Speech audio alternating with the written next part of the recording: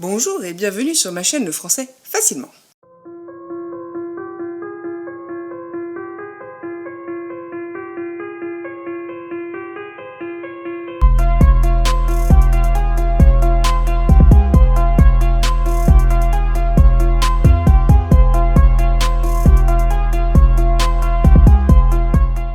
Aujourd'hui, je vais vous parler du registre lyrique. Du coup, nous allons parler d'une intonation de voix, qu'elle soit grave ou aiguë, ce qui nous ramène aux sentiments, aux émotions, et donc à l'empathie du lecteur. Dans un texte, nous allons retrouver la présence et la voix, entre guillemets, de l'auteur, ou de son personnage, qui vont nous communiquer leurs émotions, leurs sentiments. C'est ça, le registre lyrique. On va retrouver l'exaltation du sentiment amoureux. L'auteur va nous exprimer l'intensité et la plénitude de ses sentiments, de ce qu'il ressent. Il va également nous confier son trouble, poussé par le besoin d'exprimer ce qu'il ressent. La voix lyrique va reprendre vie grâce au théâtre et à la poésie de Victor Hugo. Et oui, faut le savoir, à travers l'expression du sentiment amoureux. Par exemple, Hernani de Victor Hugo. Oh, mon cœur et mon âme, c'est toi. L'ardent foyer d'où me vient toute flamme, c'est toi. Ne m'en veux pas de fuir, être adoré. Après petite note d'histoire, au XVIe et XIXe siècle, il y a eu le courant du romantisme. Idéal pour le lyrique. Mais dans le registre lyrique, on va aussi retrouver la mélancolie. Car la voix lyrique exprime aussi le regret, le chagrin, le désespoir. L'auteur va exprimer la peine d'un deuil, une déception amoureuse, la tristesse du temps qui passe, trop vite. Ou encore l'exil. Exemple, Sagesse de Paul Verlaine.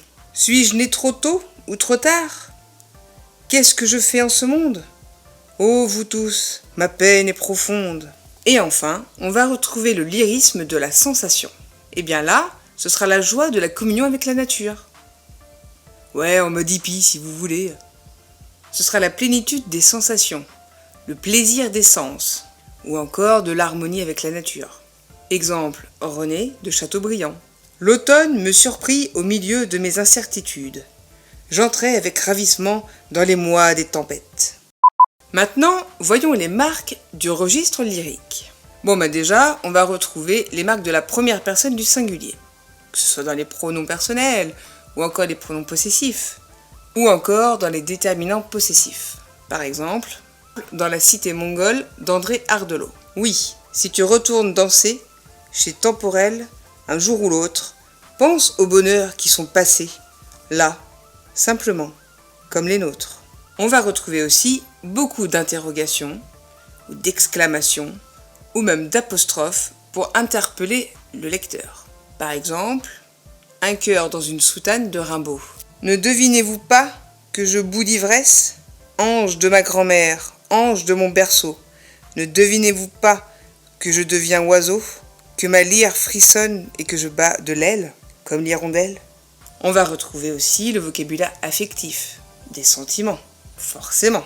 Mais aussi les champs lexicaux de l'amour, du bonheur, de l'émotion, du souvenir ou encore du malheur. Et enfin le lexique religieux pour comparer un amour très très fort à l'amour divin. On va également retrouver des figures de style. On aura la métaphore, l'accumulation, l'anaphore, la répétition, la gradation, l'hyperbole, la comparaison.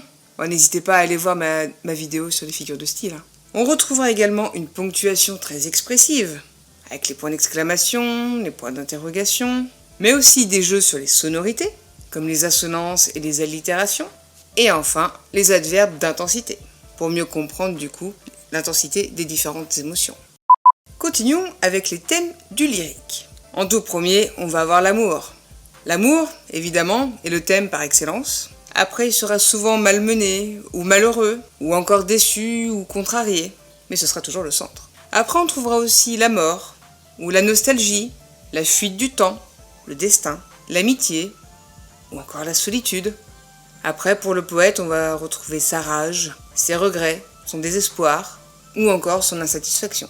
Après, on trouvera quand même le bonheur par l'évocation d'une nature accueillante, belle, généreuse. On retrouvera donc une harmonie avec la nature, et donc la joie de vivre au cœur de cette beauté enchantée. Poursuivons avec les genres du lyrique. Eh bien, on va retrouver la poésie. Rien de tel pour exprimer ses sentiments.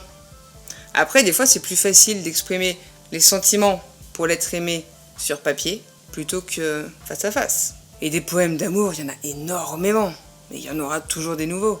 On va trouver aussi des descriptions romanesques, forcément, du genre du roman donc, et aussi les monologues tragiques. Vous savez, quand au théâtre, le personnage fait un petit aparté juste pour nous exprimer ses sentiments, où il en est. Et ben ça, c'est du lyrique. Après, il faut aussi savoir que dans la poésie lyrique, on y retrouve certaines valeurs, comme la liberté, l'État, la patrie, la justice, ou encore la foi ou la croyance en un idéal. Un texte élégiaque est un texte lyrique, qui exprime la mélancolie, dont souvent le thème est la mort, ou encore le malheur en amour. L'Aude, c'est aussi du lyrique. C'est un poème lyrique dont le sujet est grave. Donc pour conclure, le registre lyrique, on le trouve où? Dans la poésie, dans les récits autobiographiques, dans les romans épistolaires, dans les pièces de théâtre, dans la musique, etc., etc. Partout où on va retrouver des sentiments, des expressions, d'émotions.